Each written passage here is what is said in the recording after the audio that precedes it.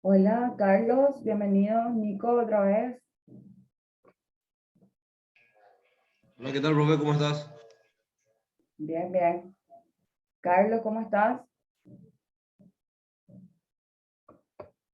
Bien, bien, profe, bien. ¿Cómo estás? ¿Cómo te fue con el trabajo? ¿Alguna consulta? No, nada, profe. Ahora me estoy conectando recién. Estuve trabajando en otra parte y ahora me estoy conectando recién. ¿Y pudiste acceder a la plataforma? ¿Pudiste hacer verificaciones?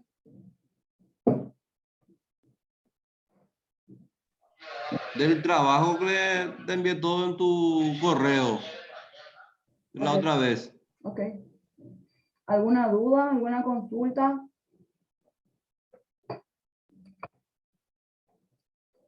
Carlos, ¿tenés alguna duda? ¿Alguna consulta que quieras hacer? Hasta el momento no, profe. Carlos, ¿me puedes recordar, por favor, tu área de trabajo, desempeño principal? Ah,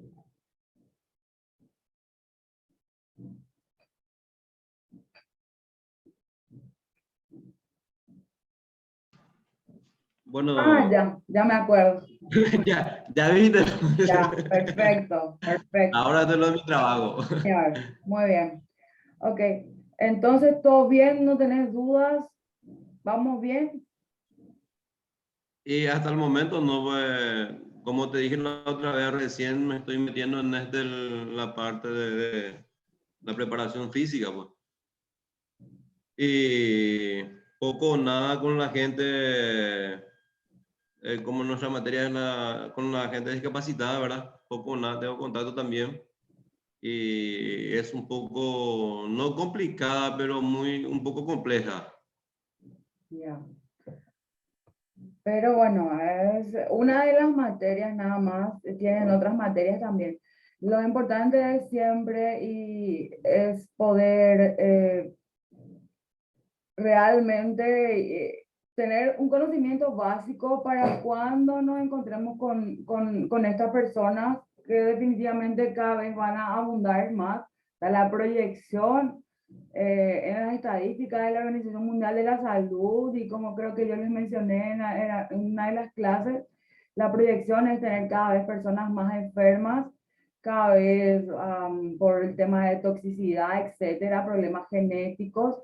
Entonces, el saber abordar estas temáticas o el tener conocimiento básico, por lo menos como profesionales del área, siempre va a ser bueno, digamos, en todas las áreas.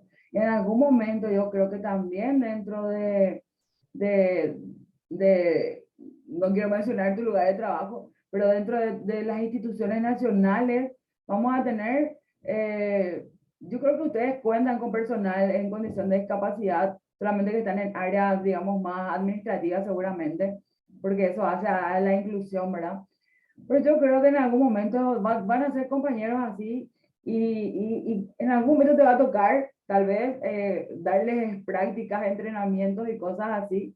Entonces, lo más importante que tenemos que ver, por eso le mencionaba también a Nicolás, nosotros partimos, para hablar de la discapacidad y la preparación física en discapacidad, partimos de los conocimientos que existen, de las bases que, sí, que existen del entrenamiento deportivo, que son los principios básicos de progresión de carga, o sea, me refiero a que hay un sistema, ¿verdad?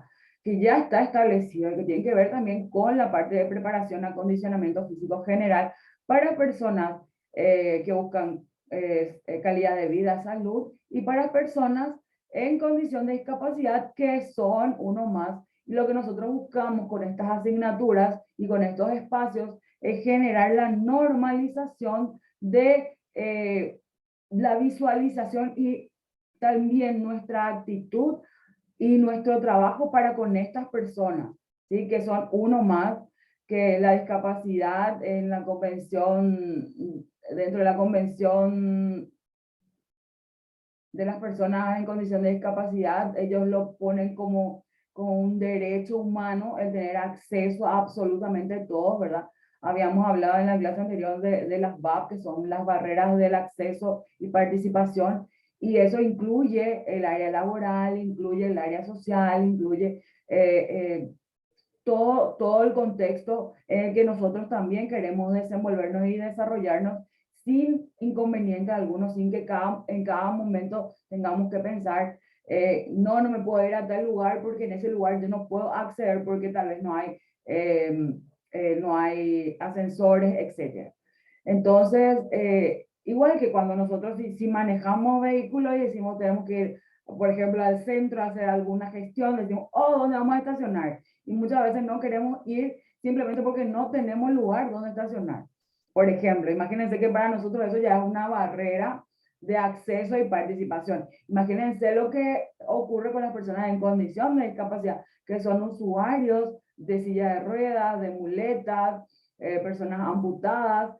Y bueno, y el poder trabajar cada vez con ellos de la mejor manera y formar parte, como siempre voy a mencionar y hacer alusión, de un equipo multidisciplinario que tiene que ver con salud y que prescribe actividad física, como ser los médicos especialistas y los fisioterapeutas, kinesiólogos.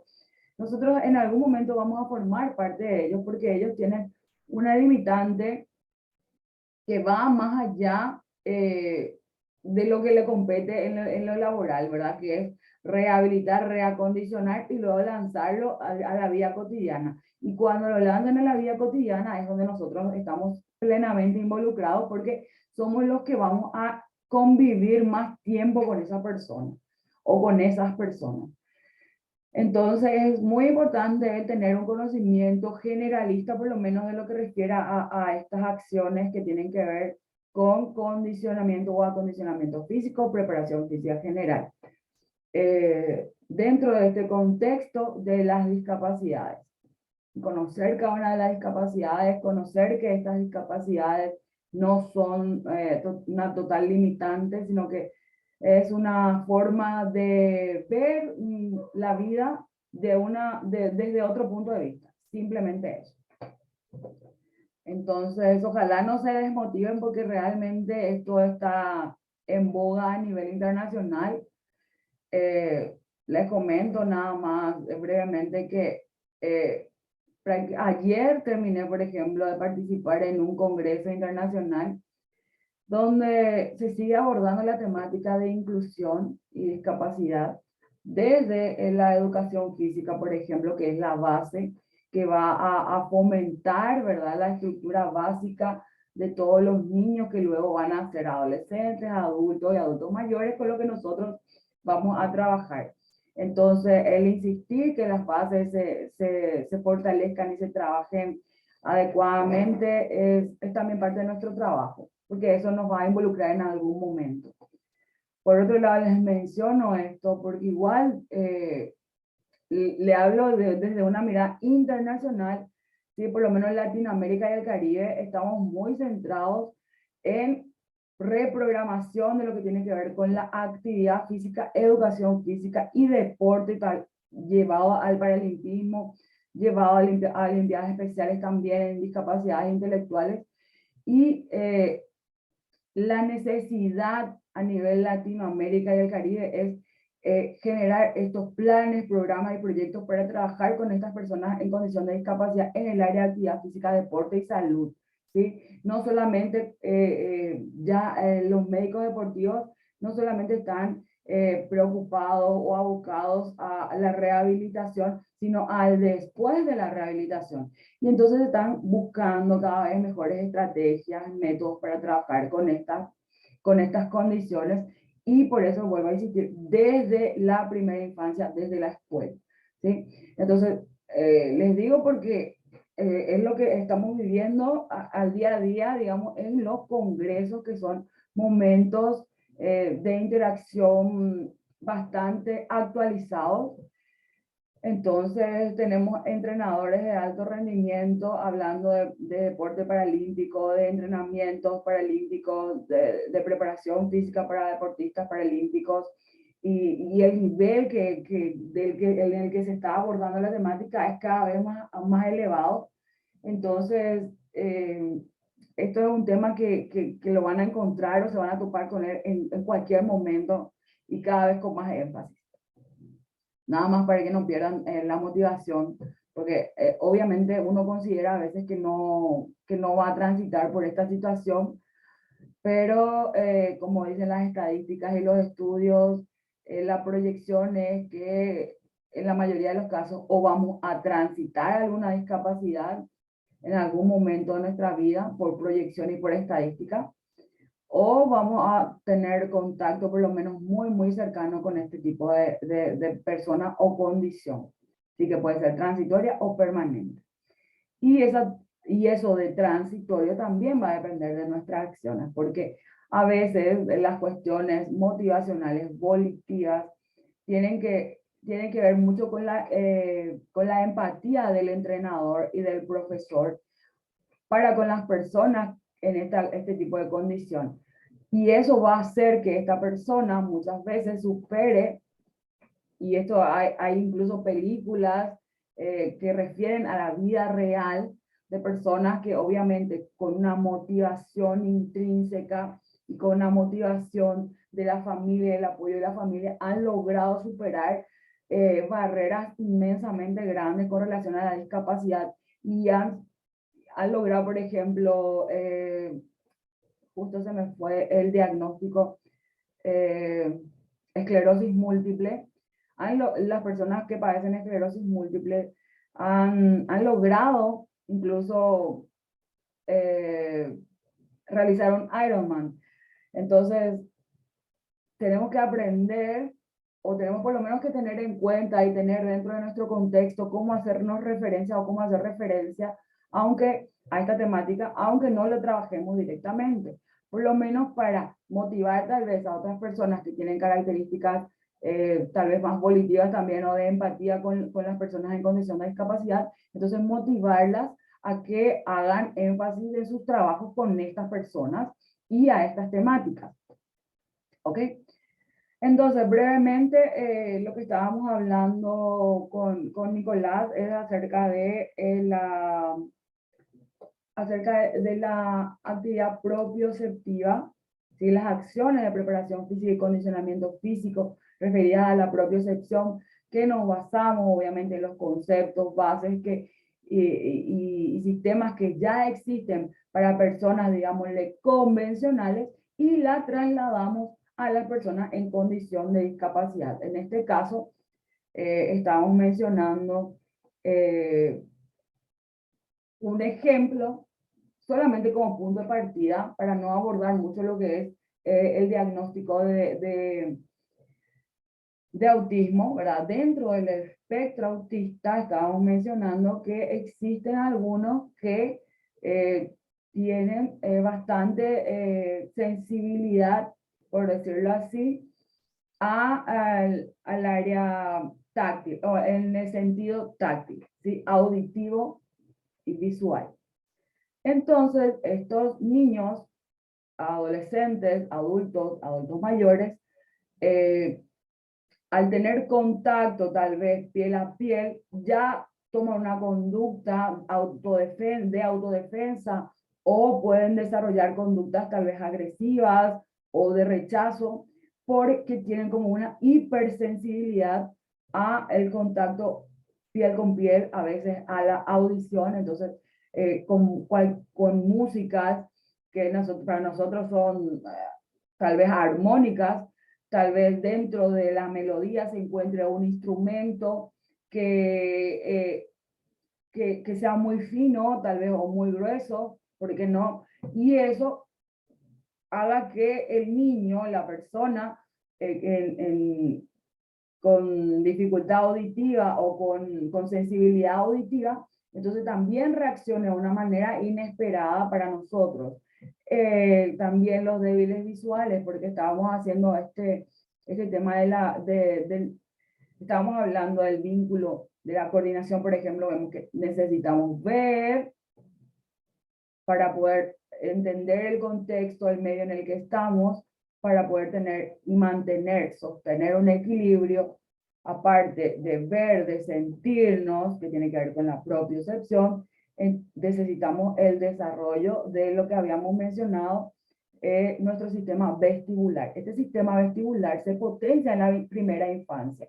Entonces es fundamental el trabajo desde las bases y me van a disculpar, pero voy a tener que repetir siempre eso porque definitivamente es un factor de riesgo realmente, porque obviamente nuestros currículum desde la educación física no están proyectados para el trabajo específico de estas áreas, o refieren simples juegos y no juegos especiales que refieran a la estimulación, el trabajo y desarrollo de estas áreas que tienen periodos sensibles para su potenciación. Y lo que no se usa en nuestro sistema nervioso, en el área neurológica, se desecha, es así de simple. Entonces, como hablábamos con Nicolás, eso es lo que vamos a encontrarnos ahora cuando ya en nuestro campo de acción, hoy ya tenemos a personas con dificultades en el equilibrio, ya tenemos personas que al presentar un programa de actividad física, de preparación física o de condicionamiento físico, algo complejo que involucre coordinación dinámica, que implique equilibrio dinámico, ya vamos a encontrar deficiencias en el trabajo. Entonces nuestro trabajo debe ir potenciado hacia las bases, lo que no quiere decir que el resultado sea óptimo, porque si no se estimuló en la edad o en el periodo crítico del desarrollo que debería haberse estimulado, se van a lograr o se van a incrementar situaciones en beneficio de la persona, pero más para la calidad de vida, no para el rendimiento. ¿Ok? Entonces, esta realidad la trasladamos a las personas en condición de discapacidad, que es sumamente importante, porque una persona débil visual, por ejemplo, necesita, y estábamos hablando, y estábamos mencionando una ley que se llama la ley de la compensación de la debilidad, que lo pueden googlear, que pueden buscar a Vygotsky, por ejemplo, en su libro Obras Completas, él menciona esto, aparte de un montón de cosas que a mí realmente y particularmente me encantan. Habla de la ley del tren perdido, que tiene que ver con estos periodos críticos del desarrollo en la infancia, la primera infancia, y que bueno, lo que se perdió, ya no se va a volver a lograr y potenciar como se podía haber hecho.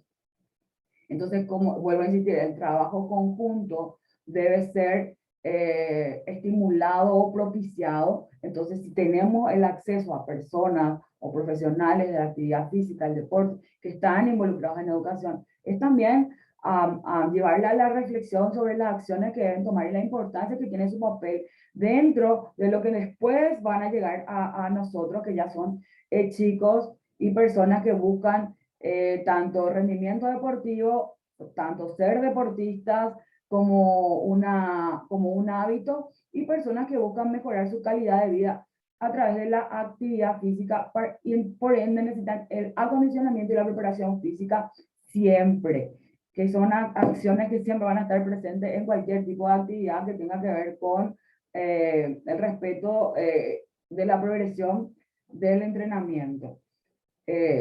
Sea cual fuere este tipo de entrenamiento. Tenemos un montón de nombres y de marcas de entrenamientos, pero la preparación física está implícita siempre. Entonces, la base de todo esto tiene que ver con preparación física, y los nombres de los sistemas y entrenamientos simplemente hacen como unas variantes, pero todo empieza en la base que también es la preparación física y el acondicionamiento físico general, el periodo de adaptación y la preparación física que va sosteniendo y manteniendo el entrenamiento y los altibajos de nuestros atletas o las personas que trabajan con nosotros. Bueno, estábamos hablando otra vez de la compensación de la deficiencia, ¿sí? ¿Qué quiere decir? Que el débil visual, ya tenemos que tener en cuenta que las posibilidades de que no consiga el dominio del equilibrio, tanto estático como dinámico, ya prácticamente está implícito, teniendo en cuenta nuestra condición, nuestra sociedad y nuestra actualidad. Entonces, es empezar de cero como si fuera el contenido de educación física de la escuela, que debía haber tenido esta persona débil visual o con débil visual, digamos, leve, moderado, grave y tal vez ceguera. En algunos casos hablamos de sordo-ceguera, entonces son dos sentidos afectados. Entonces, ¿cómo vamos a trabajar con estas personas? A través de lo sensorial. Y por eso yo hacía mención de que existen deficiencias mentales o calificadas o clasificadas dentro de las deficiencias mentales o dentro de las deficiencias que involucran lo cognitivo, y dentro de ellos se encuentra, por ejemplo, mencionaba el autismo o el espectro autista. Entonces, si tenemos personas en este tipo de condición, nosotros ya conociendo la sistemática o la dinámica de esta situación, debemos hacer los ajustes razonables, adaptando las acciones y los ejercicios para que estas personas logren avanzar en su acondicionamiento físico, en su preparación física, porque la actividad física, la educación física y el deporte son un derecho fundamental, y la educación física, la actividad física de calidad está promovida por la UNESCO, y lo pueden ver en una carta que yo les puedo compartir, donde ellos mencionan que realmente esto es un derecho. Entonces estamos hablando que por derecho el ser humano, y en este caso las personas en condición de discapacidad, tienen derecho a realizar actividad física, a realizar deporte. Entonces, esto obviamente tiene su base en la preparación física y en el acondicionamiento físico. Cuando hablamos de deficiencias sensoriales, entonces tenemos que hacer un trabajo descartando situaciones. Por ejemplo, el tema de la audición, la hipoacusia, que es como baja audición, ¿sí? Hasta llegar, que aquí les llaman todavía sordera. Pero conceptualmente en la actualidad y en la bibliografía no se lo considera sordera, ¿sí? Se habla de una hipoacusia leve, moderada y grave. Se habla de una ceguera aquí, pero en la bibliografía actual se describe como débil visual o atenuaciones visuales, y creo que lo mencioné hace un momento más con la palabra precisa, ¿verdad? Que es también leve, moderado, grave, ¿sí? Los graves son los que llegan solamente a ver a veces un poco de sombra, un poco de luces. Entonces, ¿cómo hacer nuestro trabajo con estas personas? Descartando que tengan alguna situación sensorial que les incomode y les impida hacer la actividad. Entonces nosotros buscamos, por ejemplo, en los débiles visuales, utilizar material que tenga sonido. Entonces, ¿cómo hacemos nuestro trabajo o nuestra estrategia? Tiene que ir enmarcada en cómo hacemos que la persona débil visual, que no puede ver la técnica que nosotros estamos buscando, que no puede ver el circuito que nosotros preparamos para el trabajo de preparación física con ellos, entonces, ¿cómo hacer que estos se puedan trasladar de forma autónoma, ¿sí? Y cómo puedan entender y comprender cada movimiento y cada acción propuesta a través de la descripción y a través de la sensación, que nosotros en algunos casos nos involucramos mucho y que tenemos que tener mucho cuidado, sumo cuidado, porque en algunas ocasiones vamos a tener que hacer contacto físico. Entonces, por cuestiones de ética y por cuestiones de cuidarnos a nosotros como profesionales y cuidar a las personas que trabajan con nosotros, tenemos que ser sumamente cuidadosos, para evitar cualquier tipo de problema legal. Entonces no se puede dejar de mencionar esa situación porque es real. Entonces, cuando intentamos hacer el trabajo propioceptivo, que es fundamental como base de la preparación para cualquier otra cosa, es ayudar a la persona a que se integre con ella misma, a que se reconozca con ella misma primero, a que sepa los límites de su cuerpo, de su movimiento, y cómo este cuerpo o el cuerpo de esta persona se puede interaccionar o puede interaccionar con los movimientos técnicos, tácticos y el ambiente en el desplazamiento, por ejemplo, estando dentro de una sala de fitness o en una cancha, sea de fútbol, de básquet, o en cualquier tipo de actividad, ¿sí? Entonces, ellos van a percibir, van a sentir cómo se realizan los movimientos, ¿sí? A través del estímulo senso-perceptivo, ¿sí? Voy a ver si puedo correr un poquito a esto.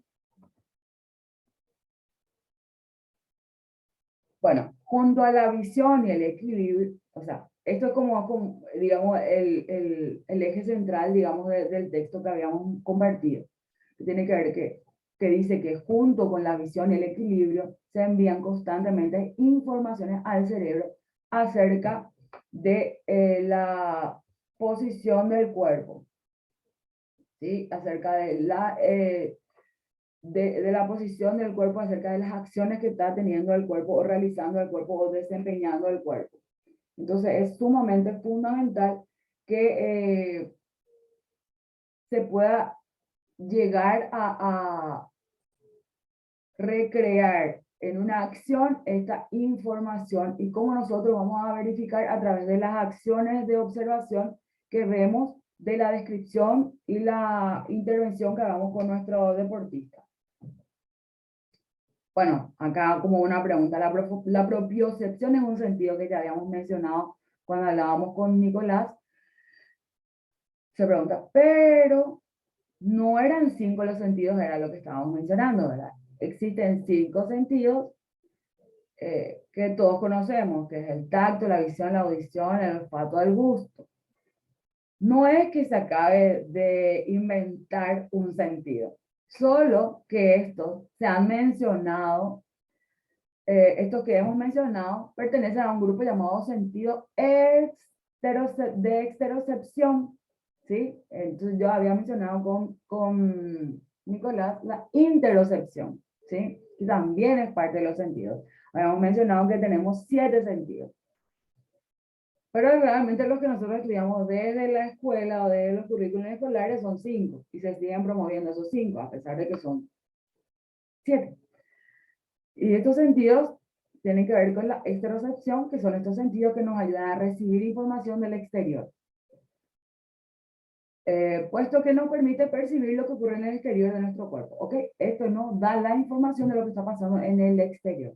Entonces, por eso, al no tener o al tener atenuado o disminuido el tacto, la visión, la audición, el olfato y el gusto, tenemos dificultades para interaccionar con nuestro medio, porque la información no nos llega, y al no llegar la información tenemos miedo, al no conocer a dónde vamos tenemos miedo, y al tener miedo lo que a la larga nos dice o nos lleva a tener miedo, el miedo es a dejar de hacer las acciones o dejar de tomar acción en donde podemos accionar. Entonces lo que nosotros intentamos es que las personas estén cada vez más seguras, ¿sí? Brindándole la asistencia que necesiten para que puedan desarrollarse con la mayor confianza y autonomía posible.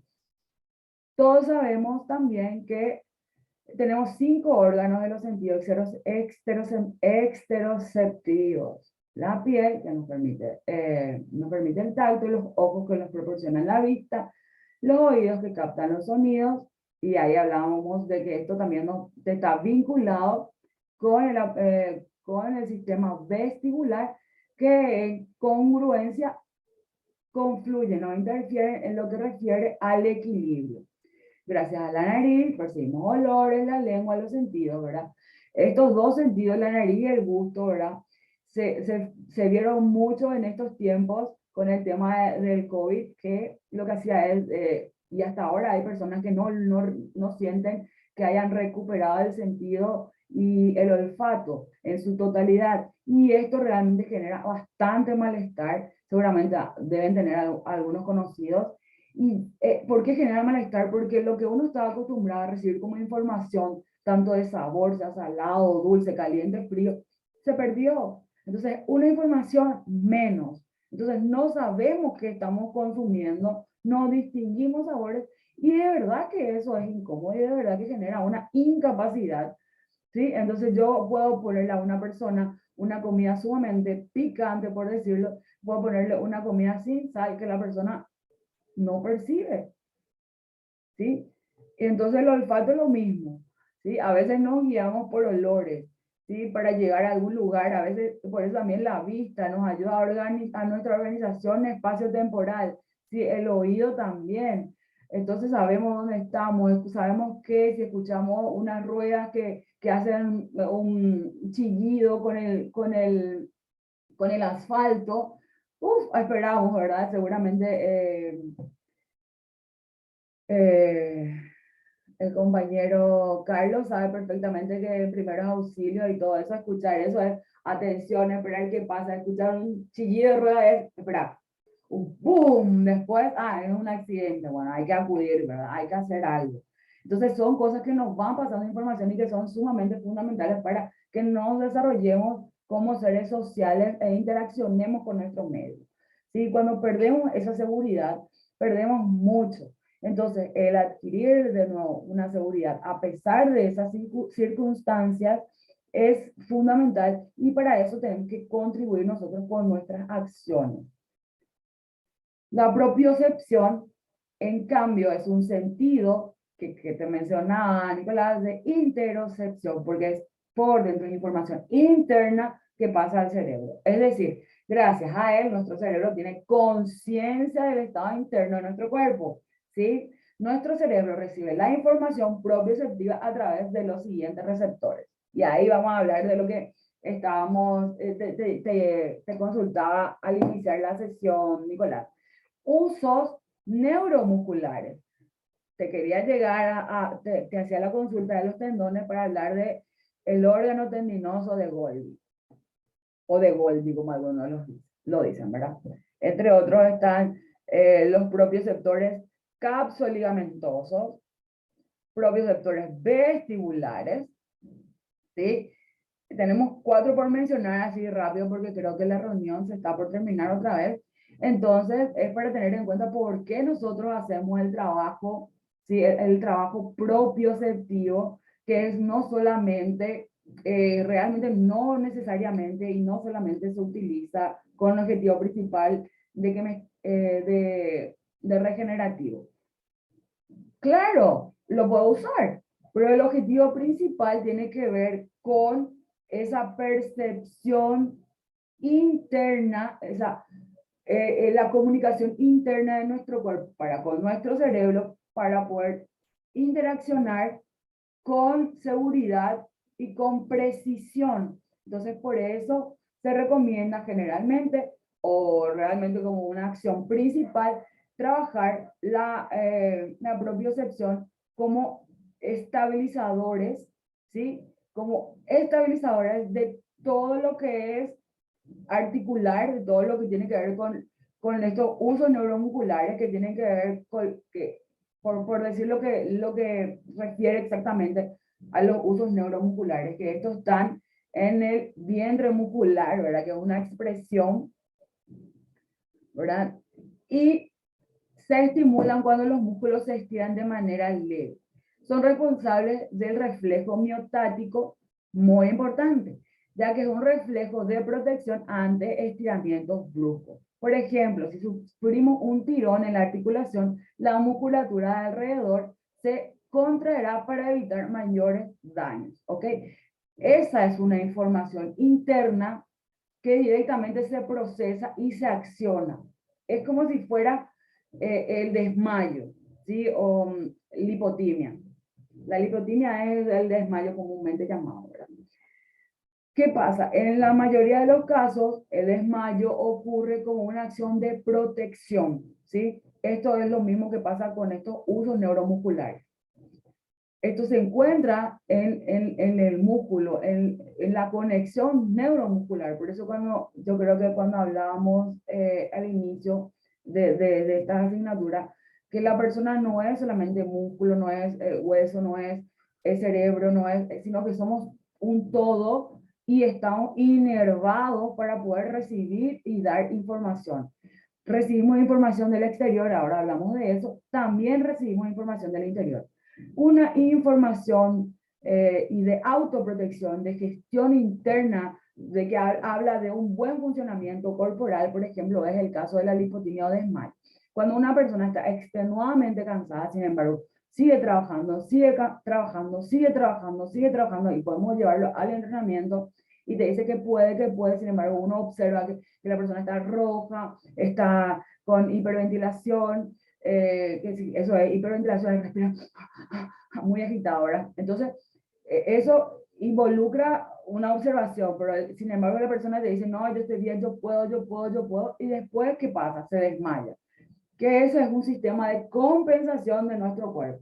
Cuando sube demasiado el nivel de estrés, ¿qué hace el cuerpo?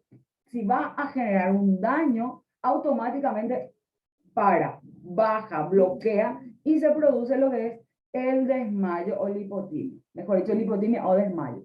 Y lo mismo está ocurriendo con esta situación automática que provocan la información de los usos neuromusculares. ¿Sí? Si estoy haciendo un estiramiento y estoy trabajando flexibilidad, donde voy a buscar pasarme el rango natural, extender la musculatura más de lo natural, porque no estoy haciendo elongación básica, no estoy haciendo estiramientos básicos, estoy haciendo flexibilidad. Entonces ahí nuestra información neuromuscular es sumamente importante. Y esto lo vamos a trasladar en las acciones que hacemos o que generamos con las personas en condición de discapacidad. ¿Sí? Porque que tenemos personas que están usuarios de silla de ruedas, por ejemplo, uso porque me parece muy práctica la situación de estar mucho tiempo sentado que genera, ¿sí? Aparte que en la clase anterior habíamos mencionado que la faja abdominal se encuentra totalmente deteriorada, sin fortalecimiento, etcétera, por tanto tiempo pasar sentado y sin haber activado la zona. Entonces también eso lleva a que el hombro caiga, uno tienda a ir para adelante, y eso genera una modificación en la curvatura de la columna, que eso también tiene un diagnóstico que no lo vamos a mencionar porque, bueno, vamos a dejarle a los fisioterapeutas, a los kinesiólogos y a ellos que hagan el diagnóstico de lo que pasa con esta curvatura no natural. Entonces, cuando promovemos la higiene postural, el trabajo de columna, pues vamos a trabajar estiramientos con estas personas porque necesitamos elongar, volver a reubicar, y eso es reeducación postural, ¿sí? Pero es también preparación física y acondicionamiento físico, porque estoy desde cero con esta persona, ¿sí? No necesariamente voy a trabajar directo ya con un BOSU o lo que sea. Voy a trabajar primero a veces en la base de lo que yo encuentro en el momento que yo conozco a esta persona. Se nos va a cortar la reunión. Bueno, entonces en la próxima clase vamos a hablar un poquito más de lo que tiene que ver